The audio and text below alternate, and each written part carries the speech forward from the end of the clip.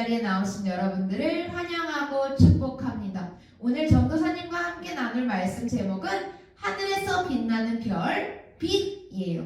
오늘 전도사님이랑 말씀 읽도록 할 텐데요. 우리 어린이들 귀 쫑긋 하고 잘 들어주세요. 그들이 별을 보고 매우 크게 기뻐하더라. 아멘. 오늘 드디어 강림절 마지막 주를 보내려고 해요. 오늘 강림절을 보내면 내일은 크리스마스예요.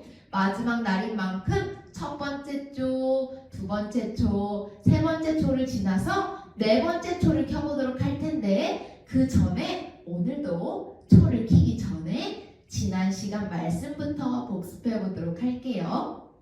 첫 번째 시간에는 어떤 어둠 속에서도 작은 빛이 있으면 어둠이 물리쳐진다는 것에 대해서 배웠어요. 예수님께서 빛으로 오셔서 우리가 예수님과 함께 밝게 빛나고 죄로 가득한 우리의 마음이 깨끗하게 되었다는 내용에 대해서 배웠죠. 두 번째 시간에는 빛이 밝게 빛나기도 하지만 따뜻하게 해주는 역할에 대해서 생각해 보면서 선한 사마리아인에 대해서 배웠어요. 또 지난주 세 번째 시간에는 불의 모양으로 오신 성령님을 통해 제자들의 마음이 뜨거워진 것처럼 우리도 하나님의 일에 열정을 다해보자는 것에 대해서 배웠어요.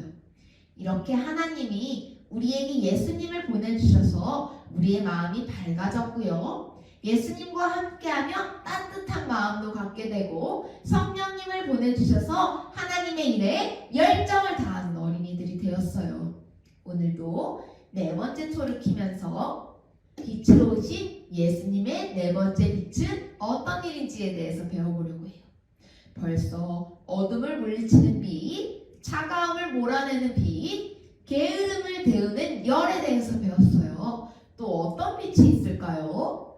힌트는 밤하늘에 있어요. 맞아요. 오늘 배울 빛은 하늘에서 반짝반짝 빛나는 별이에요. 예수님이 오실 때 반짝반짝 누구나 볼 수 있도록 나타난 별이 하늘에 떴던 일에 대해서 배우려고 해요. 예수님은 세상에 어떻게 오시게 된 것일까요? 어느 날 천사가 마리아를 찾아왔어요. 그리고 마리아에게 말했죠. 이제 곧 아기를 잉태하고 아들을 낳을 거예요. 그 이름을 예수라고 지으세요. 마리아는 아직 결혼도 하지 않았는데 아기를 갖게 될 것이라는 사실에 두렵고 무서웠지만 천사의 말에 마리아는 하나님께서 이 일을 이루실 것이라는 사실을 깨달았어요. 그리고 고백했죠. 아멘. 하나님의 말씀대로 이루어질 줄 믿습니다. 천사의 말대로 마리아는 성령으로 아기를 갖게 되었어요. 마리아가 결혼하게 될 요셉은 어떤 마음이었을까요? 아직 결혼도 하지 않았는데 마리아가 임신을 했다는 소식을 들은 요셉은 믿기지가 않았어요. 결국 고민 끝에 조용히 마리아와 헤어지기로 했어요. 그런데 꿈에 천사가 나타나서 요셉에게 말하는 거예요. 요셉, 두려워하지 마세요. 마리아의 임신은 성령으로 된 것이에요. 아들을 낳으면 이름을 예수라고 지으세요. 이는 자기 백성을 죄에서 구원할 자라는 뜻입니다. 요셉은 잠에서 깨어났어요. 이 모든 것이 하나님의 약속을 이루기 위한 것임을 알게 되었어요. 그리고 아멘이라고 천사의 말에 바로 순종했죠. 마리아를 아내로 데려와 맞이하고 함께 아기 예수님의 탄생을 기다렸어요. 요셉과 마리아가 결혼을 한 후 어느 날이었어요. 로마 황제의 호적 명령을 따라 요셉과 마리아는 고향으로 가야만 했어요. 요셉과 마리아는 나사렛에서 떨어진 유다 지역 베들레헴까지 가게 된 거예요. 베들레헴에 도착하니 마리아가 아기를 낳을 때가 되었어요. 요셉은 열심히 방을 찾기 시작했어요. 똑똑똑똑, 빈 방 있나요? 도와주세요. 호적을 정리하기 위해서 여기저기 온 많은 사람들로 인해서 여관은 이미 꽉 차고 말았어요. 똑똑, 빈 방 있나요? 빈 방 없어요. 방은 없고 혹시 마구간도 괜찮다면 이쪽으로 오세요. 결국 요셉과 마리아는 여관을 찾지 못하고 동물들이 사는 마구간에 들어가게 되었어요. 아기 예수님은 동물들의 먹이를 담는 밥, 그 그릇에 구유에 눕혀지셨죠. 이렇게 아기 예수님이 태어나신 고요하고 거룩한 밤, 들에서는 목자들이 양떼를 지키고 있었어요. 바로 그때 천사들이 나타나 예수님이 태어나셨다는 기쁜 소식을 전하는 거예요. 목자들은 깜짝 놀라서 무섭기도 했지만 천사가 알려준 대로 베들레헴으로 가서 마구간으로 들어갔어요. 그곳에는 정말 한 아기가 포대기에 쌓여서 구유에 누워있는 거예요. 목자들뿐만 아니라 아기 예수님이 태어나심을 축하하기 위해서 찾아온 또 다른 사람들이 있었어요. 바로 별을 연구하는 동방의 박사들이었어요.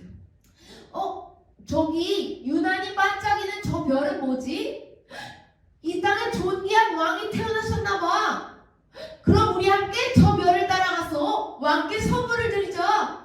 그렇게 동방의 박사들은 선물을 챙겨서 별을 따라 유다로 향했어요. 박사들은 예루살렘에 도착해서 궁전을 향했어요. 왕으로 태어난 아기가 당연히 궁전에 있을 거라고 생각했거든요. 왕으로 태어난 아기에게 경배를 드리러 왔다는 이야기를 들은 헤로드 왕은 박사들의 이야기를 듣고 화가 났어요. 아니, 나 말고 다른 왕이 태어났단 말이야? 이럴 수가. 찾아서 없애버려야겠군. 헤로드 왕은 동방 박사들에게 베들레헴으로 가보라고 말한 뒤에 그 아기를 찾으면 자기에게도 알려달라고 부탁했어요. 헤롯 왕이 거짓말을 한 거예요. 헤롯 왕은 아기를 찾으면 바로 없애버릴 생각이었거든요. 그때였어요. 동방에서 빛났던 그 별이 하늘에서 다시 빛나기 시작했어요. 동방 박사들은 기뻐하면서 그 별을 따라갔죠. 반짝이던 별은 아기 예수님이 있는 곳에 머물러 있었어요. 동방 박사들은 아기 예수님께 엎드려 경배하고 가져온 선물을 드렸어요. 동방 박사들은 기뻐하면서 다시 먼 길을 떠났죠. 헤롯 왕에게 알려주었냐고요? 아니요.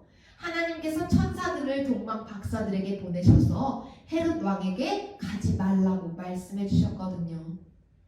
여러분, 성탄절의 주인공은 예수님이세요.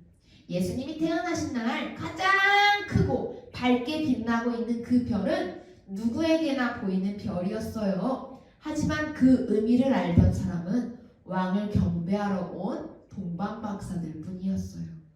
동방 박사들이 지극히 위대하신 왕 예수님이 태어나심을 깨닫고 먼 곳에부터 찾아와 경배하고 선물을 드린 것처럼 우리도 우리를 위해 이 땅에 오신 예수님께 가장 귀한 마음으로 예배하고 사랑과 기쁨의 마음을 담아 예수님께 드리는 우리 모든 어린이들이 되길 바랄게요.